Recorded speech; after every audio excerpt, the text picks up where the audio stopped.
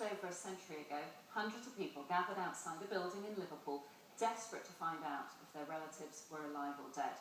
The building was the headquarters of the White Star shipping line, and the people were waiting for news of those who'd gone down with the Titanic.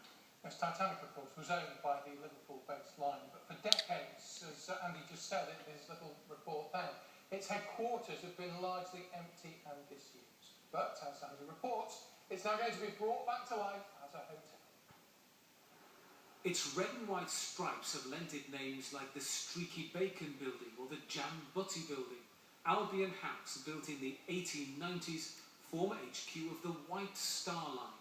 From its balconies they gave news of lives lost when its liner Titanic sank in 1912. The ship was conceived here in Liverpool, though built in Belfast. One local historian says you can't look at Albion House without thinking of Titanic. It's quite an eye-opener, and what I'm very, very impressed by is the condition of the building. The building there's no sort of smell of rot or anything. Very, very solidly built, because this was the best that money could buy.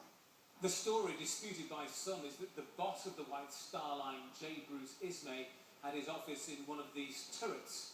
When the building first went up, he would have had an uninterrupted view of his ships coming into the Mersey. Beneath some uninspiring modern add-ons, you can still see how the original building might have looked. An ornate ceiling, the ship-like girders, the old strong room.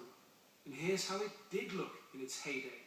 Apart from brief use for a drug rehab project, it's been empty for decades. The couple who've bought it want to turn it into an apart hotel. It's been empty for 30 years, and we feel it's a waste of an amazing space, right in the middle of our amazing city, which is Liverpool, and we believe that we can make the most of this space.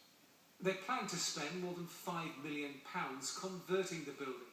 They hope to be open by next April, 102 years after the Titanic sank. Andy Gill, BBC North West Tonight, Liverpool.